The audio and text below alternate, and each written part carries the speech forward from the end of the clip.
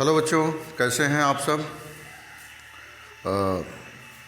आज मैं आपके सामने एक नया टॉपिक लेकर आया हूं, क्लास 11th की फिज़िक्स, जो कि चैप्टर 9 है और जिसका नाम है बच्चों mechanical properties of solids part 1, जिसकी हिंदी होती है ठोस पदार्थों के यांत्रिक गुण। ठोस पदार्थों के यांत्रिक गुण। इसमें हम पढ़ते हैं इलास्टिसिटी, जिसे हिंदी में कहते हैं प्रत्यास्थता। आइए पहले जानते हैं कि प्रत्यास्था होता क्या है। इस बात को पहले जानें कि प्रत्यास्थता क्या होता है।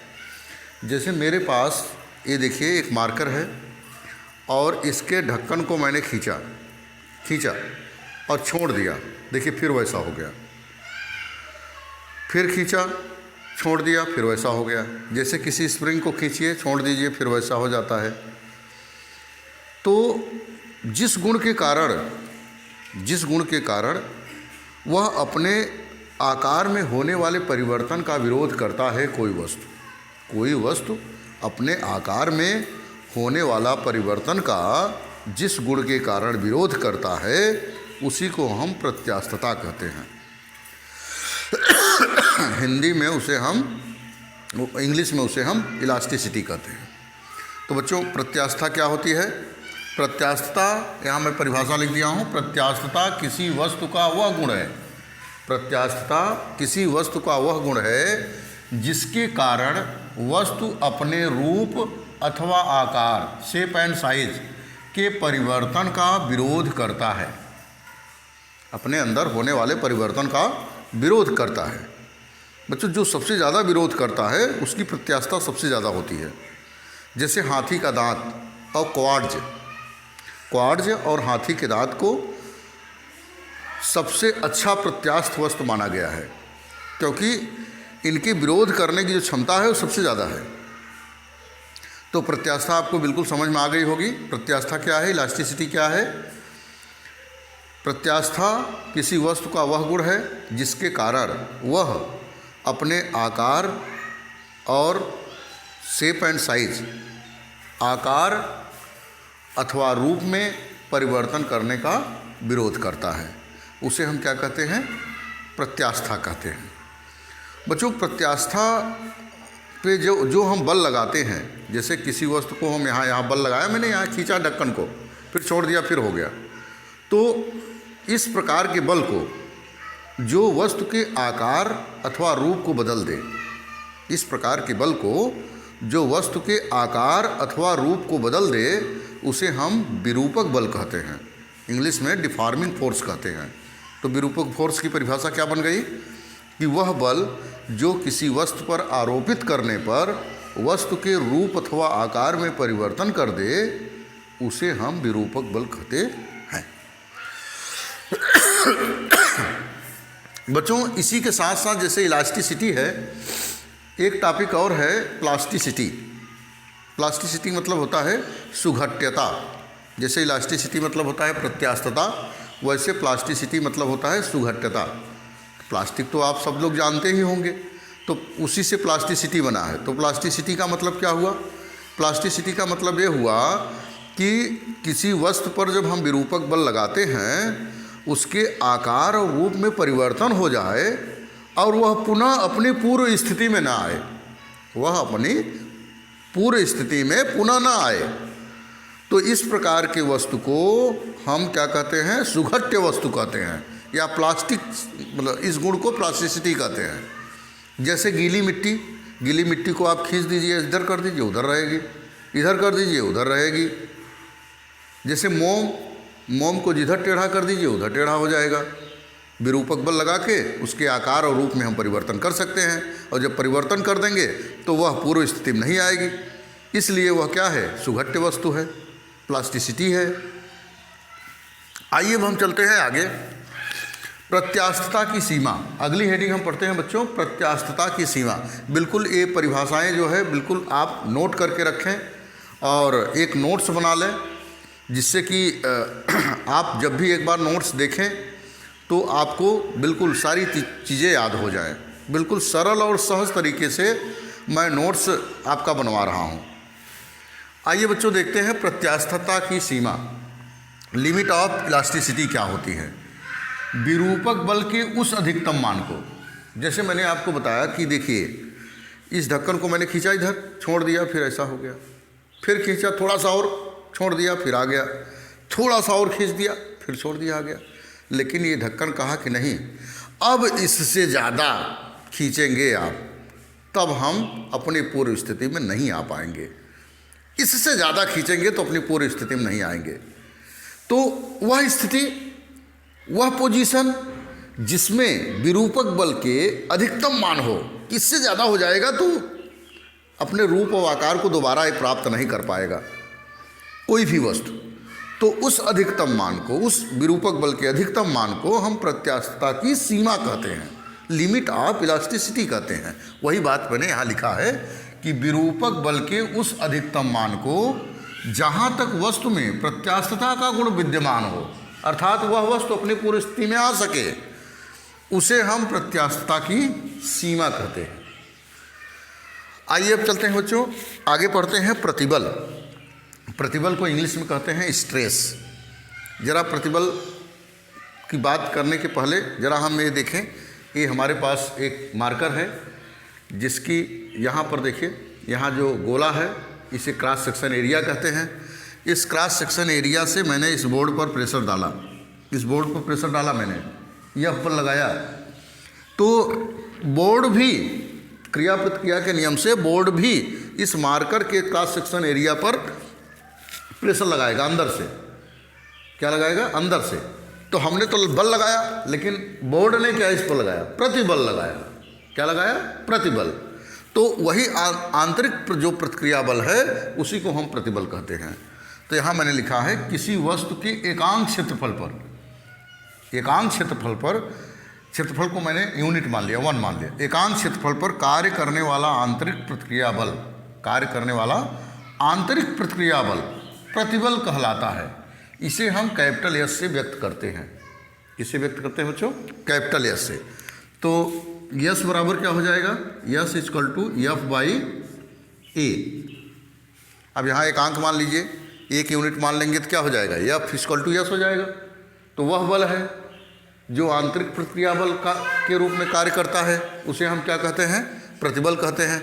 अब देखिए बल का मात्रक क्या है? न्यूटन है, और ये क्षेत्रफल का मात्रक मीटर स्क्वायर, तो इसका मात्रक हो गया क्या बच्चों? न्यूटन पर मीटर स्क्वायर। अगर आप चाहें कि इसकी बीमा भी निकाल लें तो बीमा भी निकाल सकते हैं। इसकी बीमा, डायमेंशन, डायमेंशन, यस की बीमा, यस की बीमा, तो आप निकाल सकते हैं कि एफ की बीमा ml/-2 और ए की बीमा होते हैं बच्चों एल स्क्वायर, ब्रैकेट में रखते हैं हम, एक एल कैंसिल हो गया, इसको ऊपर ले जाइए तो ml−T⁻²। ये आ गई बच्चों प्रतिबल की बीमा। अब आइए हम पढ़ते हैं प्रतिबल का प्रकार। बच्चों इसका स्क्रीनशॉट आप ले सकते हैं। आइए बच्चों अब हम आगे चलते हैं और प्रतिबल के प्रकार को जानते हैं। अभी मैंने आपको सिखाया प्रतिबल, प्रतिबल कितने प्रकार का होता है उसकी बात करते हैं। बच्चों प्रतिबल 3 प्रकार का होता है, अनुदैर्ध्य प्रतिबल, अपरूपक प्रतिबल और अभिलंब प्रतिबल। 3 प्रकार के प्रतिबल होते हैं।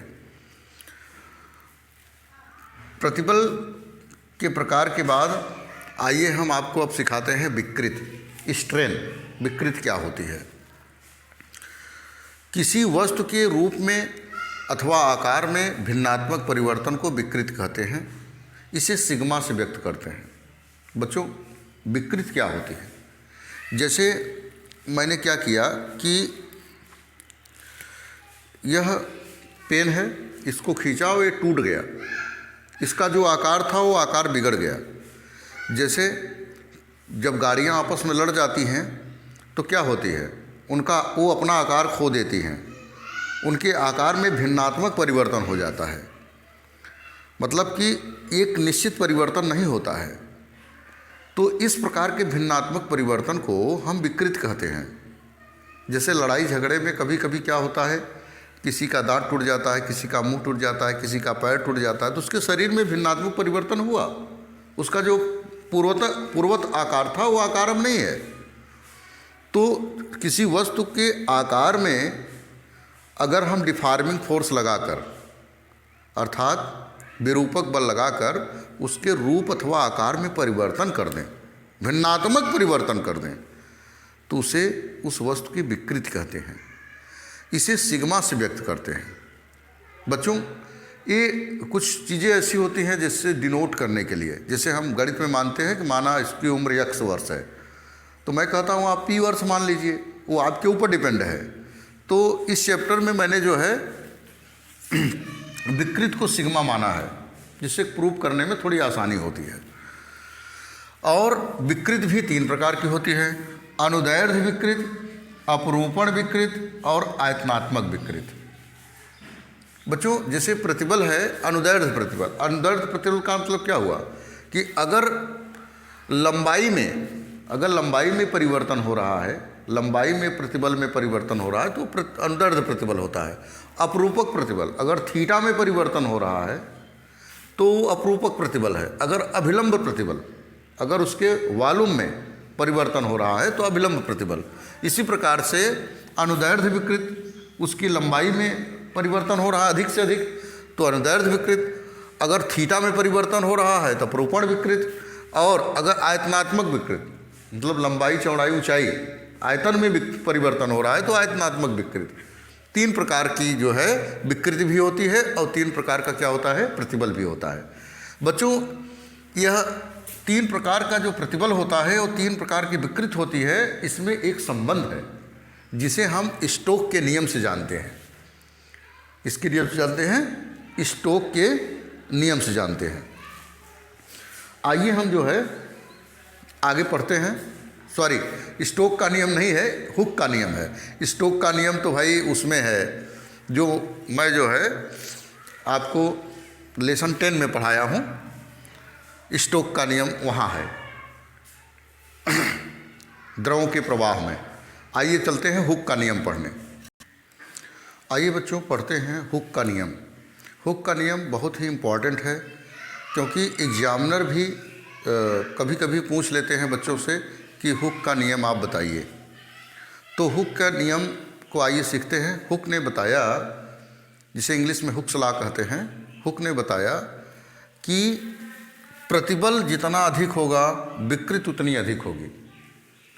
प्रतिबल जो होता है विकृति के समानुपाती होता है। अर्थात कोई भी वस्तु जितना विरोध करेगी ज़्यादा, उतना उसके अंदर ज़्यादा परिवर्तन होगा। जैसे ये पेन का ढक्कन मेरा विरोध कम कर रहा है, बिल्कुल कम कर रहा है, लेकिन इसको अगर ऐसे मोड़े तो ज़्यादा विरोध कर रहा है। तो जो ज़्यादा विरोध करेगा उसमें विकृति ज़्यादा होगी, जो कम विरोध करेगा उसमें विकृति कम होगी। तो यही बात किसने बताया हमको? हुक ने बताया। अच्छा, चूँकि प्रतिबल को हमने यस माना है बच्चों और विकृति को क्या माना है? सिग्मा माना है। तो या इसको हम लिख सकते हैं कि S equal to E sigma. अब देखिए एक नया चीज़ आपको मिल गया, ई। ई क्या है? ई है प्रत्यास्थता गुणांक। ई को क्या कहते हैं बच्चों? प्रत्यास्थता गुणांक। या इसको आप लिख सकते हैं कि E equal to S upon sigma. जहाँ, यहाँ लिख दीजिए जहाँ, यहाँ मैं नीचे लिख दे रहा हूँ, जहाँ ई क्या है? प्रत्यास्थता गुणांक है। प्रत्यास्थता गुणांक है। क्या है बच्चों? प्रत्यास्थता गुणांक है। ये कांस्टेंट तब निकला जब प्रोपोर्शनल हटाया गया। बच्चों, प्रत्यास्था गुणांक भी 3 प्रकार का होता है। प्रत्यास्था गुणांक भी 3 प्रकार का होता है। यहाँ मैं लिख दे रहा हूँ प्रत्यास्थता गुणांक के प्रकार। प्रत्यास्थता गुणांक ई से व्यक्त करते हैं के प्रकार। पहले को कहते हैं यंग प्रत्यास्था गुणांक। यंग प्रत्यास्थता गुणांक, यंग प्रत्यास्था गुणांक। बच्चों, इसे अनुदैर्ध्य प्रत्यास्था गुणांक भी कहते हैं। दूसरा होता है दृढ़ता गुणांक, दृढ़ता गुणांक। और बच्चों प्रत्यास्था गुणांक को इसको हम y से व्यक्त करते हैं और दृढ़ता गुणांक को बच्चों हम ईटा से व्यक्त करते हैं। और तीसरा होता है आयतनात्मक प्रत्यास्था गुणांक। क्या होता है बच्चों? आयतनात्मक प्रत्यास्था गुणांक। आयतनात्मक प्रत्यास्थता गुणांक, और इसे हम K से व्यक्त करते हैं। तो ये 3 प्रकार के गुणांक जो है हमको मिले। अब आप सोचेंगे कि सर इसको तो लिख चुके थे, दोबारा क्यों लिखे? ये आपको बिल्कुल इस लेसन को एकदम सरल बनाने का बिल्कुल मेरा उद्देश्य है। प्रत्यास्था गुणांक और इन दोनों का एक संबंध है। जो पहला नंबर है जैसे यंग प्रत्यास्था गुणांक, तो यंग प्रत्यास्था गुणांक का जो अनुपात है बच्चों वो इन पहले का अनुपात है। मतलब अनुदैर्ध्य प्रतिबल बटे अनुदैर्ध्य विकृत को यंग प्रत्यास्था गुणांक कहते हैं लघु विकृतियों के लिए। दृढ़ता गुणांक क्या होता है बच्चों? अपरूपक प्रतिबल अपान अपरूपण विकृत को हम दृढ़ता गुणांक कहते हैं। अभिलंब प्रतिबल बटे अभिलंब आयतनात्मक विकृत को हम आयतनात्मक प्रत्यास्था गुणांक कहते हैं। ये आपको अब बात समझ में आई होगी कि सर जो है यहाँ पर क्यों लिखे हैं। तो चलिए अब बारी बारी से हम इसकी डिफिनेशन लिखते हैं। यंग प्रत्यास्था गुणांक का, दृढ़ता गुणांक का व आयतनात्मक प्रत्यास्था गुणांक का। इसका स्क्रीनशॉट ले लें आप। बच्चों आइए अब हम आगे चलते हैं और जानते हैं यंग प्रत्यास्था गुणांक। जैसा मैंने कहा कि यंग प्रत्यास्था गुणांक अनुदैर्ध्य प्रतिबल और अनुदैर्ध्य विकृत का अनुपात है, लेकिन परिभाषा में हम क्या लिखेंगे? यंग प्रत्यास्था गुणांक क्या होता है? यंग मॉडुलस इंग्लिश में कहते हैं कि लघु विकृतियों के लिए, मतलब छोटी विकृतियों की बात हो रही है, बड़े पैमाने पर विकृतियों की बात नहीं हो रही है। लघु विकृतियों के लिए किसी तार में, हमने बताया था आपको कि अनुदैर्ध्य का मतलब लंबाई में डिस्टर्बेंस होगा, तो इसलिए तार लिया गया। लघु विकृतियों के लिए किसी तार में अनुदैर्ध्य प्रतिबल एवं उसमें उत्पन्न हुई अनुदैर्ध्य विकृत, अनुदैर्ध्य प्रतिबल और अनुदैर्ध्य विकृत का जो अनुपात होता है उसे बच्चों हम कहते हैं यंग प्रत्यास्था गुणांक। इसे हम y से व्यक्त करते हैं, बड़े Y से। किससे व्यक्त करते हैं? कैपिटल Y से। तो कैपिटल Y इक्वल टू क्या हो जाएगा? प्रतिबल, ये देखिए अनुदैर्ध्य प्रतिबल बटे अनुदैर्ध्य विकृत, दोनों का अनुपात। तो प्रतिबल को यस करते हैं, अब विकृत को सिग्मा कहते हैं। सिग्मा का कोई मात्रक होता नहीं है। क्यों नहीं होता है? क्योंकि स्मॉल एल बटे कैपिटल एल, मीटर बटे मीटर कट जाएगा, 1 आ जाएगा। यूनिट केवल होगा यस का। तो एफ बटे मतलब न्यूटन बटे मीटर स्क्वायर, तो न्यूटन बटे मीटर स्क्वायर। मान लीजिए कि माना एक तार है, यहाँ पर एक तार लटकाया हूँ मैं, आपको मैं फार्मूला डेरिवेट कर रहा हूँ। आप माना एक तार है जिसकी लंबाई कैपिटल एल है। बच्चों जिसकी लंबाई क्या है? कैपिटल एल है। लेकिन जैसे ही mg भार इस पर लटका दिया जाता है, कोई वस्तु लटका दी जाती है, तो इसके लंबाई में थोड़ी वृद्धि हो जाती है, स्मॉल एल की वृद्धि हो जाती है। यही बात मैं लिखा हूँ। तार के अनुप्रस्थ काट का क्षेत्रफल, अनुप्रस्थ काट क्या होता है बच्चों? ए भाग, ए गोला वाला भाग अनुप्रस्थ काट का क्षेत्रफल होता है। तार का अनुप्रस्थ काट का क्षेत्रफल जो है कैपिटल ए है, और इसकी रेडियस जो है, चूँकि स्फेरिकल है तो इसका जो रेडियस है वो स्मॉल आर है। तब हम जानते हैं कि प्रतिबल बराबर क्या होता है? एफ बाई ए, तथा विकृत बराबर क्या होता है? Small L by capital L. लंबाई में वृद्धि बटे प्रारंभिक लंबाई, यह विकृत की परिभाषा है। तो आइए बच्चों देखते हैं which is implies Y equal to क्या हो जाएगा? Yes by sigma. यस का मान क्या है? यस का मान है एफ बाई ए, और सिग्मा का मान क्या है? Small L by capital L. तो विकृत की एक परिभाषा आपको और आ गई। विकृत की एक परिभाषा आपके पास और आ गई कि प्रारंभिक लंबाई, लंबाई में वृद्धि या लंबाई में परिवर्तन बटे प्रारंभिक लंबाई को विकृत कहते हैं। तो यहाँ देखिए which is implies Y equal to क्या हो जाएगा? एफ अपान ए इंटू नीचे वाला, अगर ऊपर भिन्न रहे नीचे भिन्न रहे तो नीचे वाला भिन्न पलट कर गुणा हो जाता है। तो यल बाई क्या हो जाएगा, स्मॉल एल। तो वाई इक्वल टू हो गया बच्चों F L by A L. ये जो है यंग प्रत्यास्था गुणांक का फार्मूला प्राप्त हो गया। अब देखिए चूँकि एफ इक्वल टू क्या है, एम जी, इस पर जो भार लटकाया गया क्या है, एम जी है, तथा ए क्षेत्रफल क्या होता है सर्किल का, पाई आर स्क्वायर होता है। तो इस वैल्यू को यहाँ भी हम पुटअप कर सकते हैं।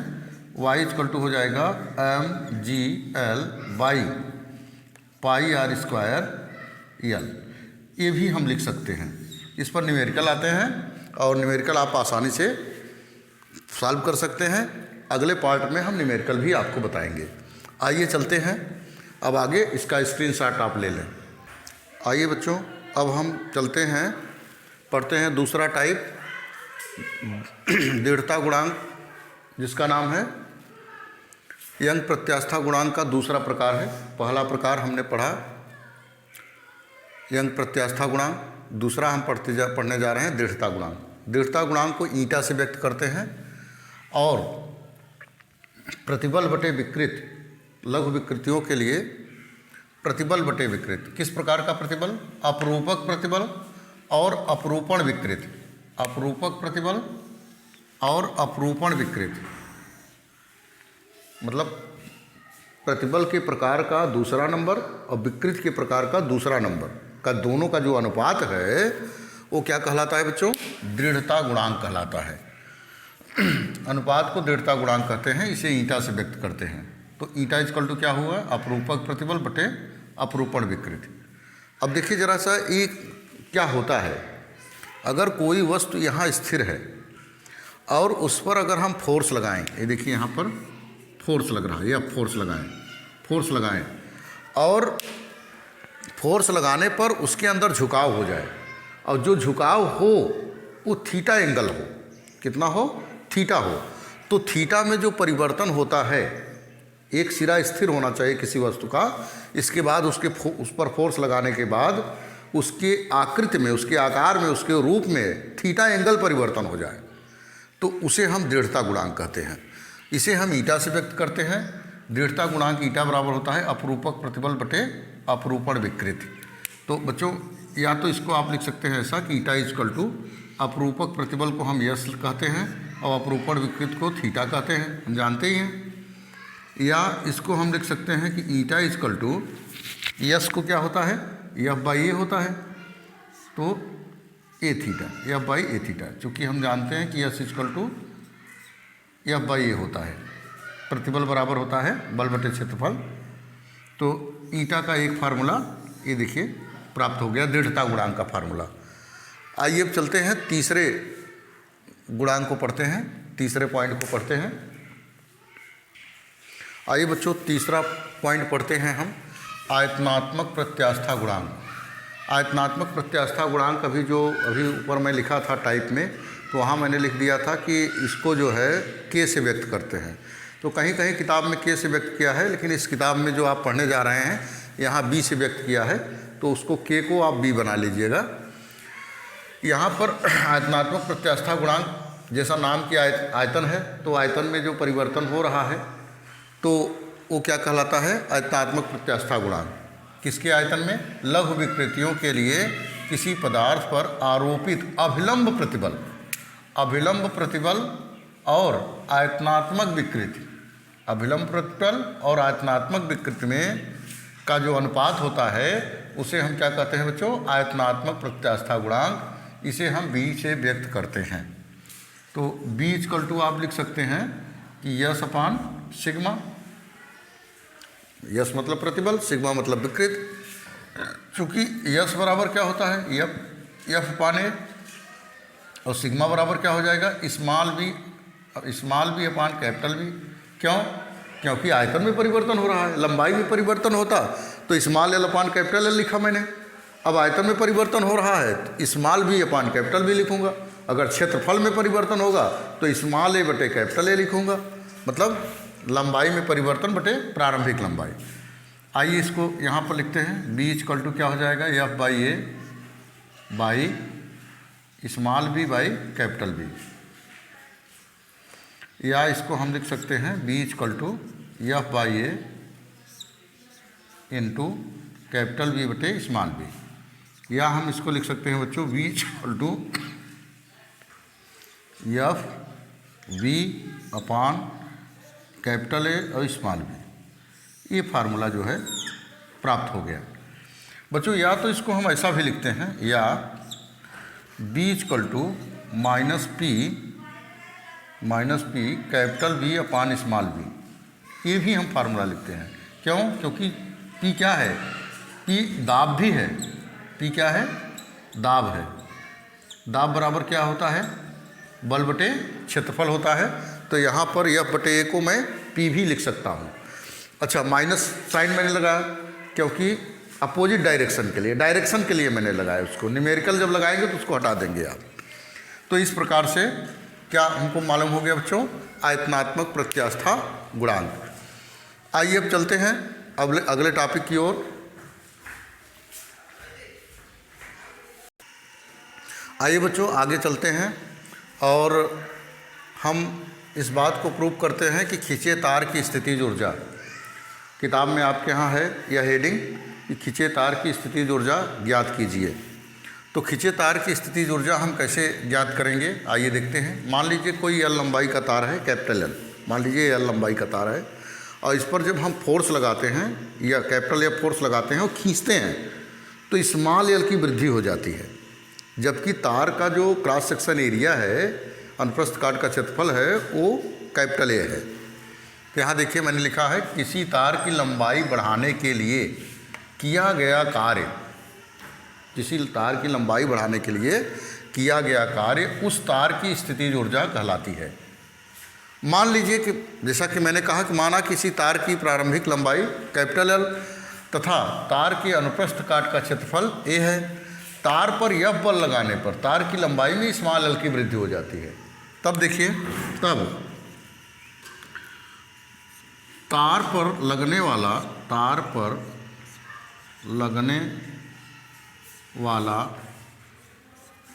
प्रारंभिक बल, बच्चों तार पर जो पहले बल लगा था वो क्या था?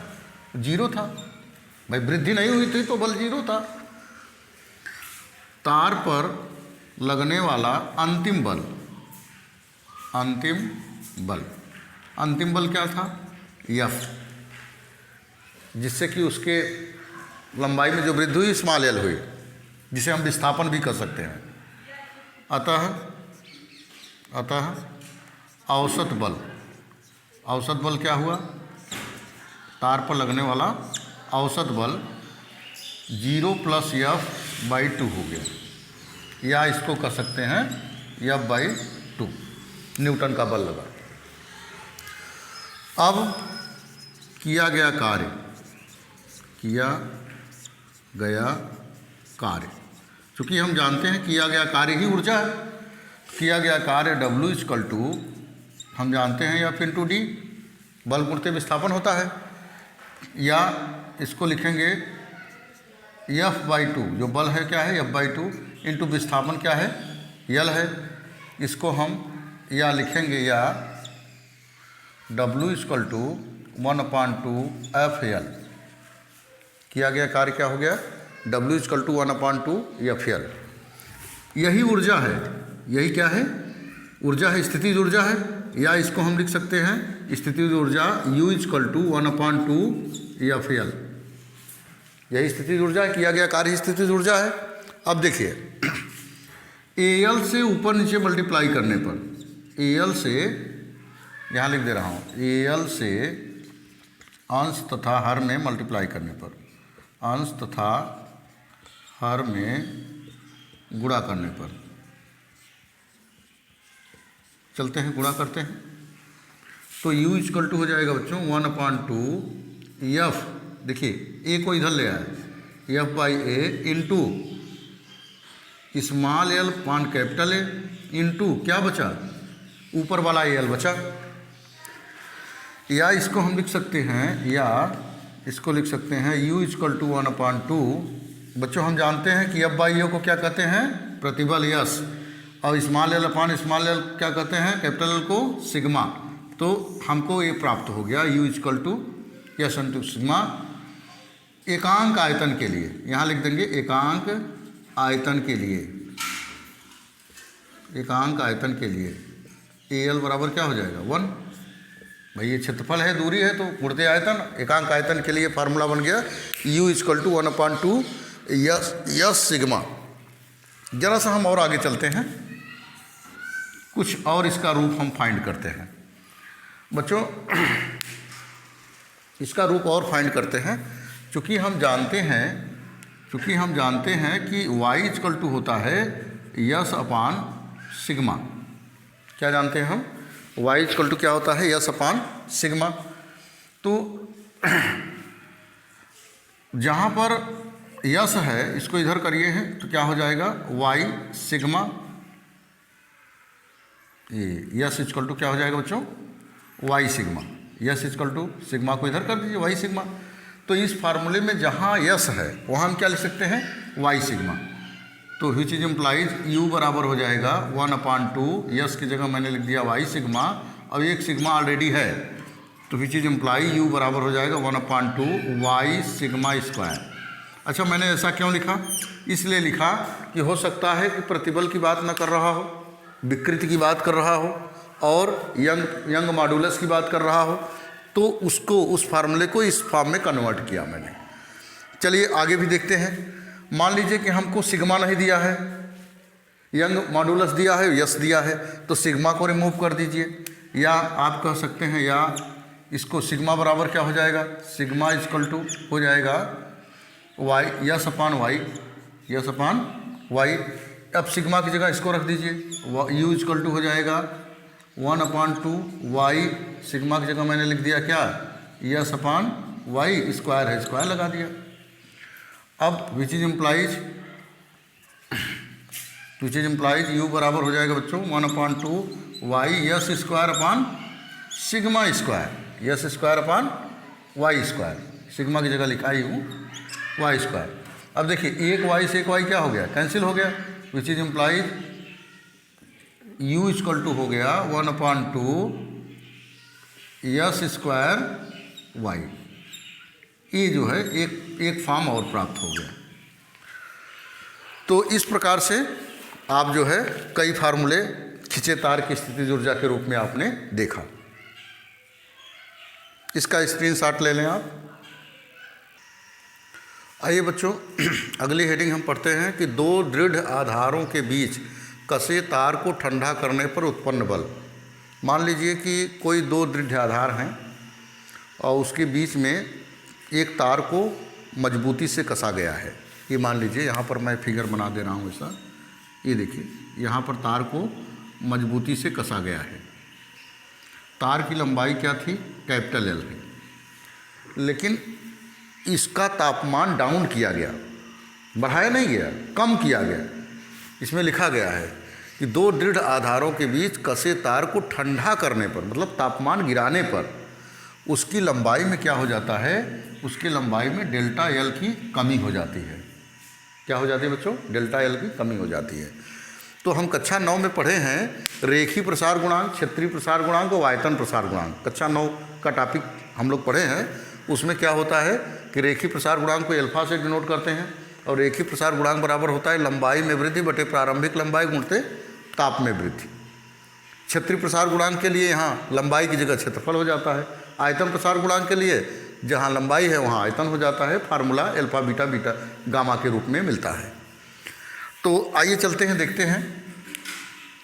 विच is implies alpha equal to, हमको निकालना ये है कि उस पर जो तार पर फोर्स लग रहा है वो कितना है, बल कितना है।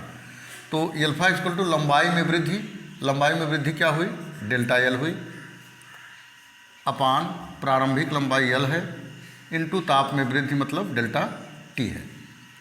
बच्चों चूँकि हम जानते हैं कि सिग्मा इक्वल टू क्या होता है? डेल्टा L अपान L, लंबाई में वृद्धि बटे प्रारंभिक लंबाई, या लंबाई में कमी बटे प्रारंभिक लंबाई, दोनों बात आप कह सकते हैं। तो अल्फा इक्वल टू हो जाएगा सिग्मा अपान डेल्टा T, ये लिख सकते हैं हम।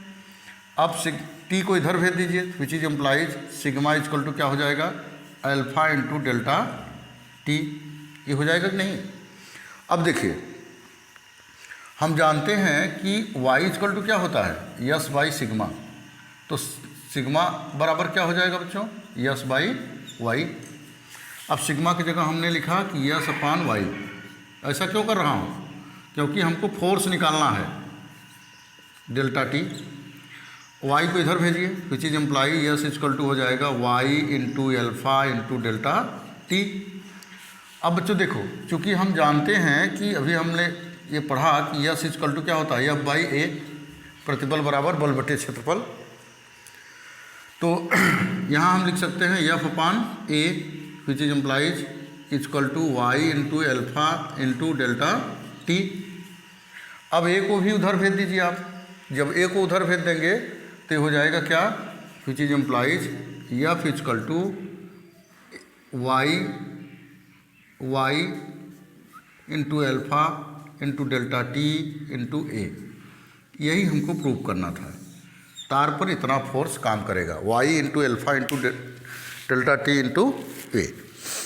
बच्चों यह चैप्टर कंप्लीट हो गया, और अब इस चैप्टर का दूसरा जो वीडियो है उसको हम न्यूमेरिकल के रूप में, और जो इस चैप्टर में कमियां रह जाएंगी उसको लेकर हम फिर आपके सामने उपस्थित होंगे।